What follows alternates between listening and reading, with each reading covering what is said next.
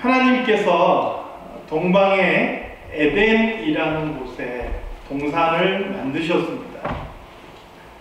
그 동산에서는 아름답고 먹기 좋은 과일들이 달리는 나무가 많이 나게 하셨습니다. 특별히 동산 중앙에는 생명나무와 선악을 알게 하는 나무의 열매를 맺는 그 나무도 함께 있었습니다. 하나님께서 아담과 하와를 그 동산으로 이끄셨지요. 그리고 말씀하십니다. 이것을 다스리라. 하나님께서 에덴 동산을 친히 만드셔서 아담과 하와에게 맡기셨지요. 그래서 우리는 에덴 동산을요, 최초의 하나님 나라의 그 모델로 보는 거예요. 하나님이 다스리는데 그 하나님의 뜻을 받아 아담이 다스리지만 하나님의 통치가 이루어졌던 곳, 하나님의 나라입니다. 또 그것을 아담과 하와를 통하여서 다스리게 하셨으므로 그 에덴 동산은 최초의 가정의 모형입니다. 그리고 바로 그곳이 하나님과 교제하는 곳이었기 때문에 에덴 동산은 또 교회의 모형이기도 한 것이죠. 에덴 동산은 하나님의 나라이자 가정이자 교회였던 것이죠. 그리고 오늘 본문에 보니까 하나님께서 이 에덴 동산에서 아담과 하와에게 두 가지를 명령하시고 한 가지의 언약을 맺으셨습니다. 언약과 관련돼서는 다음 기회에 살펴볼 수도 있고 이미 우리가 살펴본 적도 있습니다. 오늘은 두 가지 명령에 초점을 맞춰보도록 하겠습니다. 첫 번째 명령은 뭐냐? 오늘 본문 15절 하반절에 보니까 하나님께서 에덴 동산에 사람들을 두고 그것을 경작하며 이렇게 말씀하셨습니다. 에덴 동산을 경작하도록 하셨다 하는 것입니다. 창세기 1장 28절에서는 이것을 다스린다라는 말로 표현해 놓고 있습니다. 하나님께서 창조하신 세상은 그 자체로 아름답고 좋았지만 거기에 머무르지 않고 하나님께서는 사람의 손으로 가꾸어지고 경작되어지고 더 발전되기를 원하셨다 하는 것이죠. 이것은 오늘날도 마찬가지라고 생각해요. 오늘날도 하나님의 나라는 날마다 더 확장되어져 가야 됩니다. 오늘 우리 성도들의 가정은요, 날마다 더 아름답고 날마다 더 사랑이 넘치고 날마다 더 행복한 가정으로 발전해 가야 되는 거예요. 그러려면 부부의 관계가 날마다 발전돼야 되겠죠? 부모와 자녀들의 관계가 날마다 새로워져야 되겠죠. 날마다 더 아름답게, 더 새롭게 가꾸어 자라는 우리 사랑하는 성도들의 가정이 다 되시기를 주님의 이름으로 축원합니다. 그것뿐만이 아니라 오늘날 우리가 세워나가는 교회가 더 아름답게 가꾸어져 가야 될 줄로 믿습니다. 그냥 이대로 마음에 맞는 사람끼리 그냥 오손도손 잘 지내죠. 그렇게 머물러 있는 것은요, 하나님의 뜻이 아닌 거예요. 교회는 끊임없이 성장하고 끊임없이 발전하고 그래서 좀 더 긍정적으로 확장되어져 가야 돼요. 그게 교회의 본질인 것이죠. 우리 당회에서는 지난주에 당회를 통해서 올해 우리 하반기에 새가족 초청잔치를 하자 이렇게 결정을 했습니다. 11월 18일이 추수감사주일이에요. 추수감사주일날 오히려 많이들 출타하시더라고요. 자녀들 또 가정 모임 이렇게 출타들을 많이 하죠. 그래서 한 주 앞서서 11월 11일 정해놓고 보니까 날짜가 기가 막혀요. 11월 11일 날 우리 새가족들을 초청하는 그런 행사를 갖도록 하자 이렇게 정했어요. 우리 교회가 이러한 시간들을 통하여서 한마음이 돼가지고 교회가 좀 더 아름답게 세워지고 교회가 또 더 성장할 수 있도록 마음을 모아서 가꾸어 나가야 될 것이 바로 저와 여러분의 책임인 줄로 믿습니다. 평소에 잘 안 되던 거 이번에 한번 마음 먹고 누구에게라도 말 한마디라도 한번 전해보자. 교회 갑시다. 예수 믿읍시다. 함께 천국에 갑시다. 이렇게 말 한마디 전해볼 수 있는 그런 시간들이 되시길 바랍니다. 그래서 하나님께서 아담과 하와에게 말씀하셨던 것처럼 오늘 우리의 가정이, 그리고 우리의 교회가, 그리고 우리가 가정과 교회를 통해서 이 땅 위에 하나님의 나라가 아름답게 경작되어 나갈 수 있기를 주님의 이름으로 축원합니다. 두 번째 명령은 무엇입니까? 두 번째 명령이 바로 오늘 본문 제목이죠. 지키라 하는 명령입니다. 지킨다 하는 것은 어떤 것이 침범한다라는 것을 전제하는 거예요. 뭔가가 침범하기 때문에 이것을 보호하고 지켜야 된다라는 것을 말하고 있는 것이죠. 하나님께서는 에덴에 아담과 하와를 거하게 하셨고 그것을 가꾸게 하셨고 무엇보다도 그것을 지키라 명령하셨습니다. 에덴을 파괴할 그 어떤 것이 있음을 시사해 주는 것이고요. 그리고 아담과 하와에게 그 어떤 것도 에덴을 넘보지 못하도록 지킬 것을 명령하셨던 거죠. 브레이도 아담과 하와는 에덴을 지켰습니까? 에덴을 지키지 못했지. 지키지 못하고 그들 자신이 에덴에서 쫓겨나는 그런 비극을 겪게 되는 것이죠. 오늘 우리는 에덴은 아니지만 에덴과 동일한 가치를 가진 것들이 우리에게 있어요. 우리가 지켜야 될 에덴은 어떤 것일까요? 저는 성경을 통해서 딱 두 가지만 살펴보기를 원합니다. 아가서 2장 15절 말씀에 보니까요, 우리를 위하여 여우 곧 포도원을 허는 작은 여우를 잡으라. 우리의 포도원에 꽃이 피었습니다. 이렇게 말씀합니다. 포도원이라는 것은 아가서에서 솔로몬과 술람미 여인의 사랑이 싹튼 공간이에요. 이것은 오늘날로 따지면 가정과 같은 공간이죠. 또 이 아가서를 통해서 솔로몬과 술람미 여인을 통해서 우리에게 보여주는 것은 교회와 그리스도의 그 사랑의 관계를 보여주는 것이죠. 그래서 이 포도원은 또 교회를 의미하는 거예요. 오늘 이 시대에 우리가 정말로 지켜야 될 그러한 에덴은 어디냐? 바로 우리의 가정과 우리의 교회인 줄로 믿습니다. 사랑하는 성도 여러분, 가정 안에 어떤 죄도 침범하지 못하도록 가정을 단단하게 지켜나가시기 바랍니다. 교회 안에 어떤 마귀의 역사도 틈타지 못하도록 교회를 단단히 지켜나가기를 바라요. 우리가 아는 여우하고는 좀 다른 여우가 이 극동이 아니라 근동지방에 살고 있다 그래요. 저도 이 여우를 직접 보지는 못하고 자료로만 봤는데 그렇게 덩치가 크지 않아요. 조그만 그런 여우예요.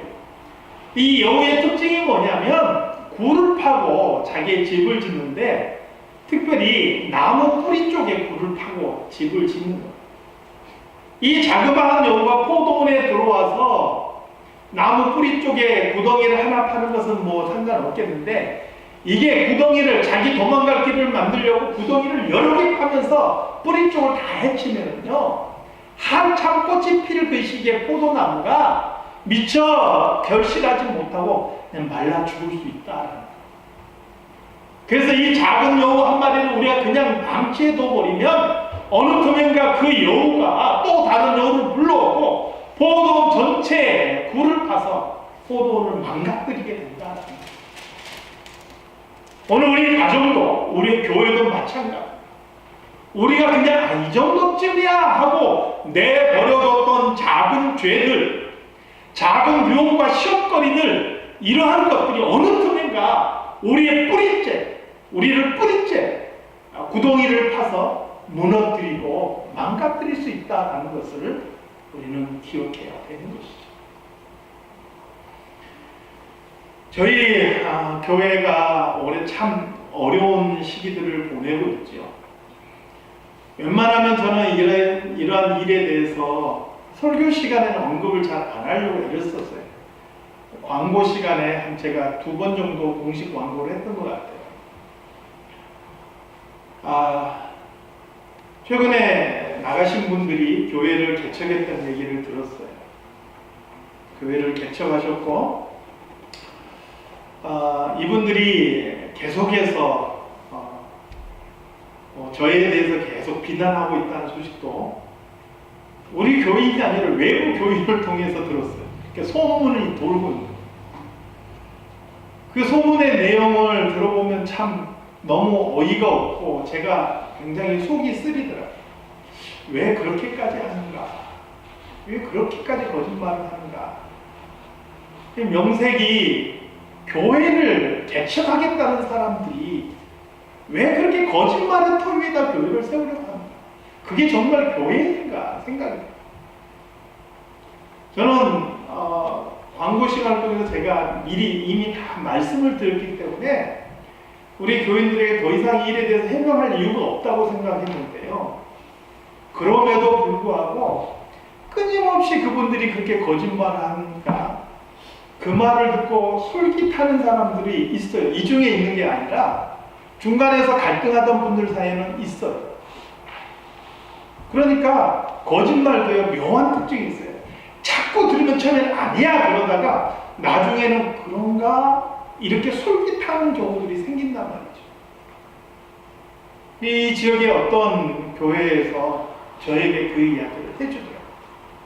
이렇게 소문이 돌고 있는데 목사님 들으셨나? 무슨 내용입니까? 했더니 제가 크레딧 카드로 교회 돈 15,000불을 빼먹었다. 작년에. 저희 교회에서는 저에게 어떤 카드도 해준 적이 없어요. 데뷔 카드도 크레딧 카드도 어디 그 회원 카드도 어떤 카드도 저에게 만들어준 적이 없어요. 우리 교회에서 제가 돈을 직접 지출한 적도 없어요. 한 번도. 만약에 크레딧 카드가 있어서 내가 돈을 지출했다면 교회 스테이트먼트 딱 그냥 떼보면 나오잖아요. 다. 사용 내역이 다 나올 거예요. 더군다나 우리 교회는 지금까지 계속 재정을 투명하게 다 공개해 왔어요. 누구나 볼 수 있고 지금도 누구라도 문의하면 스테이트먼트 다 빼서 보여주고요. 누구라도 질문하면 다 답변해줘요. 한 번도 그것을 비밀에 붙여본 적이 없어요. 그럼에도 불구하고 자꾸 그런 말을 이 지역사회에 소문을 퍼뜨립니다. 그것은 왜 그래요? 우리 교회에 피해를 주기 위해서. 본인들이 정당한 것을 주장하고 우리 교회를 매도하기 위해서 그러는 거예요. 그래서 이러한 부분에서는 사실은 우리가 교회를 지켜야 돼요. 우리들이 교회를 지켜야 돼요. 그렇지 않다라는 것을 우리 스스로가 확신하고 지킬 줄 알아야 되는 거예요. 여러분, 거짓말에 귀를 기울이지 마시기 바랍니다. 그렇게 거짓 위에 터를 세워서 교회를 세운다고 해서 그게 얼마나 가겠어요? 거기에 마음 뺏기는 것도 바른 모습은 아닌 것이죠. 하나님 앞에서 무엇이 옳은지 분별할 수 있는 것이 지혜인 것이죠. 잠언 4장 23절 말씀에 보니까요. 모든 지킬 만한 것보다 더욱 내 마음을 지키라. 생명의 근원이 이에서 남이니라. 이렇게 말씀합니다. 가정과 교회를 지키기 위해서 가장 중요한 부분 중에 하나가 이거라고 생각해요. 내 마음을 지키는 것. 내 마음을 굳게 지켜서 죄에 물들지 않고 내 마음을 굳게 지켜서 거짓에 물들지 않아야 우리 가정을 건강하게 지킬 수 있어요. 우리 교회를 든든하게 지켜나갈 수 있는 거예요. 그래서 우리가 무엇보다도 지켜야 될 게 우리의 마음이라. 마음이 무너지면 신앙도 무너지고요. 건강도 무너져요. 사람이 암에 걸렸다 판정받을 때 사실 암보다는 마음이 무너져서 먼저 죽는다. 그만큼 마음을 지키는 것이 중요한 거예요. 마음을 지킨다는 것이 구체적으로 무엇을 의미하는가 저는 두 가지로 한번 살펴보았습니다. 첫 번째는 마음을 지킨다는 것은 그 마음이 변함없다라는 것을 의미한다는 것이죠. 변함없는 마음, 이것을 한 단어로 말하면 충성이라는 말로 표현할 수 있을 것입니다. 10계명 제1계명은 무엇인가요? 너는 나 외에는 다른 신을 내게 있게 하지 말라. 신명기 6장 5절 말씀, 너는 마음을 다하고 뜻을 다하고 힘을 다하여 내 하나님 여호와를 사랑하라. 여호수아 24장 15절 말씀, 너희가 섬길 자를 오늘 택하라. 오직 나와 내 집은 여호와를 섬기겠노라. 이런 말씀을 관통하는 유일한 단어가 뭐냐? 바로 충성이라는 단어예요. 하나님을 향해서 변함없는 마음, 바위와 같이 굳센 마음, 흔들리지 않는 마음, 이게 바로 충성인 것이죠. 사랑하는 성도 여러분, 우리의 가정과 우리의 교회를 지키기 위해서 충성된 마음 가질 수 있기를 주님의 이름으로 축원합니다. 마음을 지킨다는 것의 의미는 무엇일까요? 좋은 마음을 갖는다. 좋은 마음. 누가복음 8장에 보니까요, 우리에게 씨 뿌리는 자의 비유를 통해서 천국을 소개하고 있는 것을 보게 됩니다. 이 씨 뿌린 자의 비유에서 네 가지 마음밭이 나와요. 여기서 씨는 하나님의 말씀을 상징하는 거예요. 그럼 밭은 우리의 마음을 상징하는 거예요. 그러니까 여기서 네 가지 마음, 네 가지 밭은 우리의 마음이 어떤 상태인지를 보여주는 그런 비유인 거죠. 첫 번째 마음은 무엇입니까? 길가 같은 마음. 길가 같은 마음. 하나님의 말씀이 떨어지는데 새가 와서 금방 주워 먹어버려요. 다시 말하면 하나님의 말씀을 듣기는 들어요. 교회 와서 예배도 드려요. 그런데 그 마음속에 늘 마귀가 틈타서 그 말씀을 내를 빼앗아가버립니다. 전혀 말씀이 그 안에 남아있지를 않아요. 듣기는 듣지만 말씀이 그 안에 머무르지를 않아요. 마귀에게 그 마음을 빼앗겼기 때문에 그런 거죠. 사랑하는 성도 여러분, 우리 마음은 길가와 같지 않기를 바랍니다. 말씀이 우리 안에 머물러 해야 돼요. 말씀이 머무르지 않으면 우리의 믿음이 자라지 못해요. 하나님의 말씀으로만이 우리의 믿음이 자랍니다. 믿음은 들으면서 나가. 들으면 하나님의 말씀으로 말미암느니라 말씀하죠. 그래서 하나님의 말씀이 우리 안에 머물러야 됩니다. 마귀는 끊임없이 우리 마음속에 하나님의 말씀을 빼앗는 거예요. 듣지 못하게 하는 거예요. 여러분, 하나님의 말씀이 선포될 때 귀를 활짝 열고 우리의 마음을 활짝 열고 하나님의 말씀을 아멘으로 받을 수 있기를 소망합니다. 두 번째는요, 돌밭과 같은 마음이에요. 돌밭은 흙은 있지만 그 흙이 얇아요. 그래서 씨가 떨어져서 뿌리가 내리고 싹이 트지만 해가 뜨면 금방 시들어 말라버리는 거예요. 뭔가 믿음이 있고 잘하는 것 같은데 조그만 시련만 있으면, 조그만 문제가 있으면 금방 그 믿음이 훅 호로록 날아가 버리는 그런 마음을 의미해요. 여러분 어떻습니까? 우리의 마음은 예수 믿으면 꽃길만 걷는다고 누가 이야기했나요? 예수 믿으면 복만 받는다고 성경에 어디에서 그렇게 이야기했나요? 예수 믿기 때문에 우리는 신령이 있을 수 있는 것이고, 우리가 예수 믿기 때문에 받는 약속이 있지만 그 약속 이전에 고난도 함께 받아야 된다고 주님께서 말씀하셨어요. 예수 믿기 때문에 오히려 우리는 이 땅에서 환난과 시련을 감당해야 되는 거예요. 왜요? 세상이 예수님을 미워하기 때문에. 그래서 예수 믿는 우리는 세상도 미워하는 거예요. 그래서 세상 속에서는 우리가 환난을 당한다라고 주님께서 말씀하셨죠. 그런데 교회에 와서 조금 신앙생활하고 정말 싹이 트고 뭔가 잘하는 것 같다가 조금의 어려움과 시련이 오면 아이고 이게 아닌가 보다. 금방 그냥 변해가지고 신앙 버리는 사람들이 있다.